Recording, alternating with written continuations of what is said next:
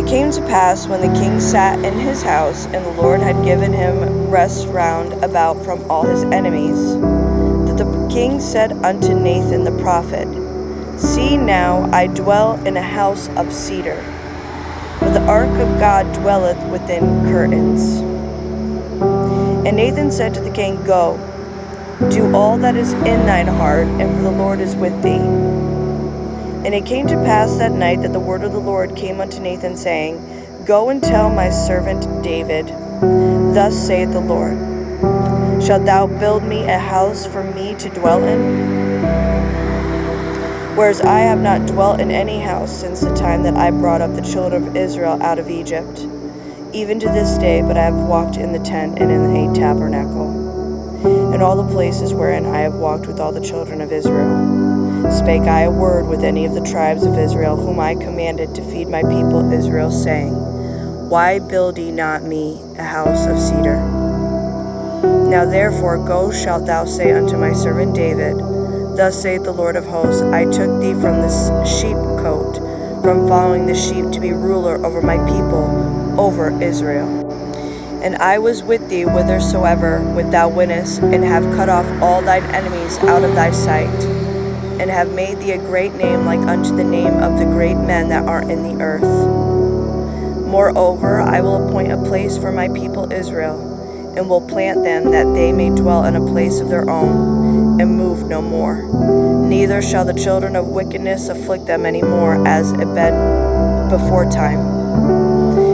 And as since the time that I commanded judges to be over my people Israel, and have caused thee to rest from all thine enemies, also the Lord telleth thee that he will make thee a house.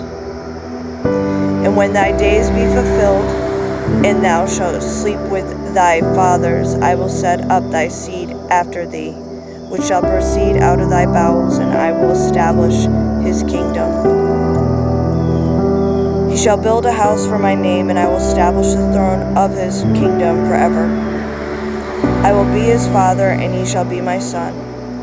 If he commit iniquity, I will chasten him with the rod of men, and with the stripes of the people of the men. But my mercy shall not depart away from him, as I took it from Saul, whom I put away before thee. And thine house and thy kingdom shall be established forever. Before thee thy throne shall be established forever. According to all these words, and according to all the people. Then went King David in and sat before the Lord, and he sat, Whom I, O Lord God, and what is my house that thou hast brought me hitherto? And this was yet a small thing in the sight of, O Lord God, but thou hast spoken also of thy servants' house for a great while to come, and this is the manner of man, O Lord God. And what can David say more unto thee? For thou, Lord God, knowest thy servant for thy word's sake, and according to thine own heart, and hast thou done all these great things, to make servant know them. Wherefore thou art great, O Lord God, for there is none like thee, neither is there any God beside thee, according to all that we have heard from our ears. And what one nation in the earth is like thy people, even like Israel, whom God went to redeem for a people to himself, and to make him a name, and to do for great things and terrible for thy land before thy people, which thou redeemest to thee from Egypt, from the nations of their gods.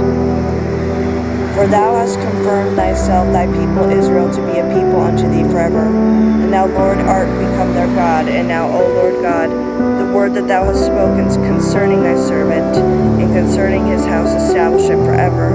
And do thou hast, and let thy name be magnified forever, saying the Lord of hosts is. God over Israel, and let the house of the servant David be established before thee. For thou, O Lord of hosts, God of Israel, hast revealed to thy servant, saying, I will build thee a house, therefore hath thy servant found in his heart to pray his prayer unto thee. And now, O Lord God, thou art thy God, and thy words be true, and thou hast promised his goodness unto thy servant. Therefore now let it please thee to bless the house of thy servant, that it may continue forever before thee. For thou, O Lord God, hast spoken it, and with thy blessing let the house of thy servant be blessed.